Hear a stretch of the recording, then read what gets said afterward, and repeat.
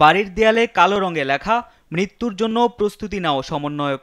সারা দেশে একদিকে যখন জুলাই আন্দোলনে আহত হাজার হাজার শিক্ষার্থী এখনও চিকিৎসাধীন অবস্থায় লড়াই করছেন বিভিন্ন হাসপাতালের বিছানায়, ঠিক তখন বগুড়ায় বৈষম্য বিরোধী ছাত্র আন্দোলনের এক সহসমন্বয়ককে গ্রাফিতি এঁকে দেয়া হয়েছে মৃত্যুর এমন হুমকি। এ ঘটনায় বগুড়া সহ দেশ জুড়ে চাঞ্চল্য তৈরি হয়েছে। মঙ্গলবার সকালে বগুড়া সদরের নাওদাপাড়ায় বৈষম্য বিরোধী ছাত্র আন্দোলনের সহসমন্বয়ক আহসান হাবিবের বাড়ির দেয়ালে এমন লেখা দেখতে পান পরিবারের সদস্যরা। ঘটনাটি জানাজানি হলে পুরো গ্রাম জুড়ে আতঙ্ক ছড়িয়ে পড়ে। এই ঘটনায় আহসান ও তার পরিবারের সদস্যরা ভুগছেন নিরাপত্তাহীনতায়। যে লেখা আছে যে মৃত্যুর জন্য প্রস্তুতি নেওয়া সমন্বয়, এটা আমাদের পরিবারের সবার জন্যই তো ঝুঁকিপূর্ণ।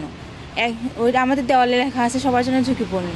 আমরা চাই এটা সুস্থ তদন্ত করে বিচার করা হোক। আমি আজ সকাল 7:45টার দিকে আমার ভাবি আমাকে ঘুম থেকে ডেকে তুলে বলে, তোমার দেয়ালে কে বা কাহারা যেন রাতারে একটা মেসেজ দিয়ে গেছে, তুমি এসে দেখো। আমি এবং আমার পরিবার এসে দেখতে পাই এখানে লেখা মৃত্যুর জন্য প্রস্তুতি নাও সমন্বয়ক। এতে আমি আবার পরিবার নিরাপত্তাজনিত কারণে ভুগতেছি।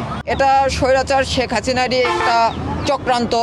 কারণ গত কিছুদিন আগে ময়মনসিংহ, সিলেট, চট্টগ্রাম এবং ঢাকার বিভিন্ন কলেজে যেভাবে ছাত্র হত্যা করা হয়েছে, হুমকি দেওয়া হয়েছে, আহত করা হয়েছে, তাতে মনে হয় এটা স্বৈরাচার শেখ হাসিনা সরকারের এটা দোসরেরা এই কাজটি করেছে।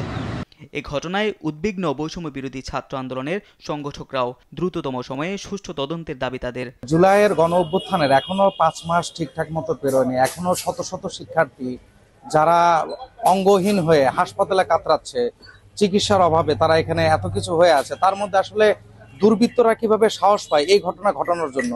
আমি এটা বগুড়ার প্রশাসনকে জোর দাবি জানাচ্ছি যে তারা যেন সুষ্ঠু এটা একটা জনগণের কাছে যেন তুলে ধরে, তারা যেন একটা প্রতিবেদন দেয় কে বা কারা সাহস পাচ্ছে। এটা আসলে এটা হুমকির স্বরূপ। এটা আসলে ঘটার কথা না। পুলিশ বলছে ঘটনায় জড়িতদের শনাক্তে চেষ্টা চলছে। এই সংবাদ পাওয়ার সঙ্গে সঙ্গে আমার একটা পুলিশ টিম ঘটনাস্থলে প্রেরণ করেছি এবং এই বিষয়ের আদ্যপান্ত উন্মোচন করার চেষ্টা করেছি। সরকার বিরোধী কিছু অপতৎপরতা কর্মকাণ্ড করে তাদের নেতিবাচক পরিচয়কে এটা জানান দেওয়ার চেষ্টা করে। শনাক্ত করা যায়, যথাযথ আইনগত ব্যবস্থা নিয়ে তাদেরকে উচিত জবাব দেওয়া হবে। আহসান হাবিব বগুড়া সদরের নাওদাপাড়া গ্রামের আব্দুল গফুরের ছেলে। উদ্বেগজনক এই ঘটনার ইতিমধ্যে খোঁজ নিয়েছেন স্বাস্থ্য উপদেষ্টা সহ কেন্দ্রীয় সমন্বয়করা। হুমকিদাতাদের দ্রুত আইনের আওতায় আনার দাবি পরিবার সহ স্থানীয়দের। নিউজ ডেস্ক, দেশ টিভি।